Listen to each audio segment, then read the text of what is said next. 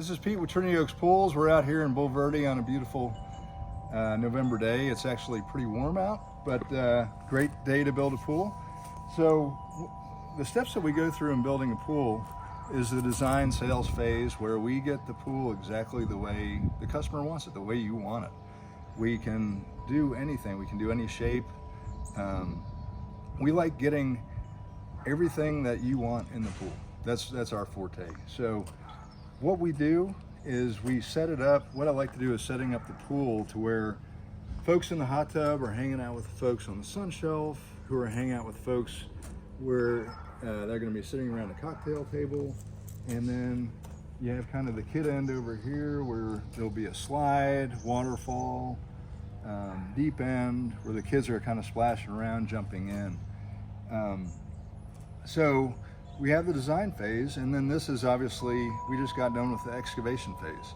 So that what happens in the excavation phase is that we use excavation equipment to dig a hole. And the hole is from the drawing that we create from the design that you have input in. So as they excavate, they build forms, or they'll actually start the forms first. So the forms are where the gunite is gonna go to. So what you see here, this is a level form that goes all the way around the pool, and this will be the height of the gunite. So you'll have gunite here, and inside of the gunite, which we're about to do today, is what's called rebar, reinforcing bar. That's the strength of the pool. And in our pools, we do the rebar a lot closer than our competitors, which is more rebar, which is a much stronger pool.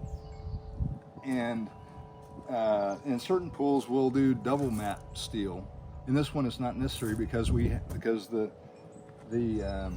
earth around it is a very solid earth, to where we don't need the double mat to react the force of the water pushing against the side of the pool.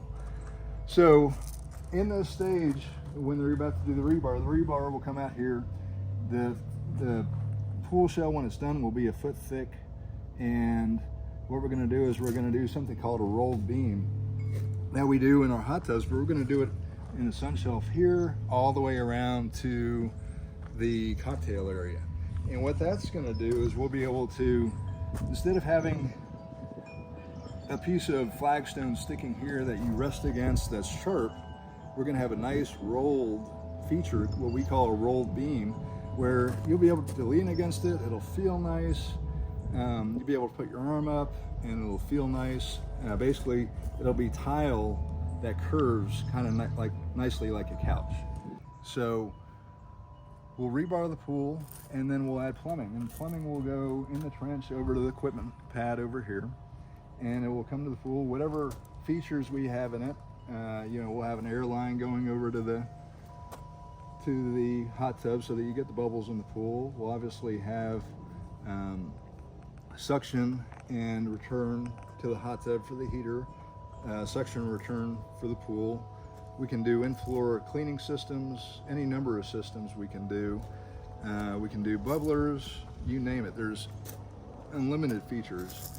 Not only do we do the plumbing, but all the electrical lines for, say for instance, the lights and stuff get put in at that phase. After the plumbing phase is done, that's when we do the gunite.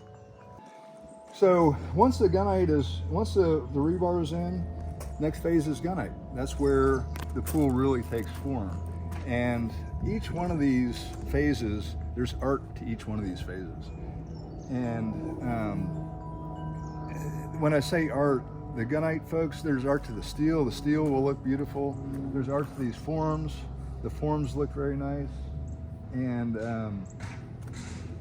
once the gunite comes in, the gunite, I almost see like these guys are sandcastle designers, and they do this beautiful work carving away and making it look like the shape of a pool. So once the gunite comes in, the next phase is to do tile and coping. And so with every one of our pools, what we do is we with the customer go out to the tile shop, coping store, and we pick out what we're going to use on the pool. So you get complete input on the design the whole way through the pool. So we'll pick out the tile and coping, and then we'll have the tile and coping installed, and that's where really it gets decorated beautifully. You know, there's iridescent tiles, there's glass tiles. We do a lot of travertine coping. We're doing concrete coping, flagstone coping. There's any number of things we can choose from. Okay, so once the tile and coping is put in, the tile and coping will be put in, but also anything with waterfalls. So whether it be rock or faux rock, we'll also install that at the time. We'll put the slide in, and well, the next phase, once we get tile and coping done, then we do the patio. And the neat thing with this one is we're going to do, the patio is going to be stepping stones, but these stepping stones are going to be curved. So it's going to be a very unique look to the pool. It's going to give a really nice look. And the stepping stones will be concrete, and each one will be basically a concrete pad. And they will form together and look really beautiful. And there's any number of things we can do on those stones or patio. We can do porcelain tile, we can do pavers, we can do travertine, cool decking. There's any number of things. Really, it's completely up to the customer what we do. Once the tile coping and all rock work is done and then the patio is done, the very last thing that we do is we plaster the pool. And there's all kinds of different plasters we can put in the pool, and it's really up to the customer. Some of the new plasters that we're using are, it's called jewelscapes, and to where there's little pieces of jewels or glass put into the plaster of the pool. That's what really is icing on the cake of the pool. So you'll get a nice tinted plaster, or we can do, there's a plaster called quartzscapes that we use as well. We really like the Stonescapes plaster though. It has these nice mini pebbles in it, and we can put reflective pebbles, we can put really whatever you want. We can do black plaster, we can do Tahoe blue plaster. That's a really beautiful one, by the way. And that's what really finishes the pool. Once we plaster the pool, we fill it up with water and we turn it on, and that's when you jump in and have fun. This is Pete Smolin with Trinity Oaks Pools. That was just a quick rundown of a typical pool build with us, and the customer is part of the pool build every step of the way. They get input throughout the design. Everything's really decided up front, but like I said, if there's changes along the way, we can easily accommodate, and we're accustomed to accommodate for a custom pool like this.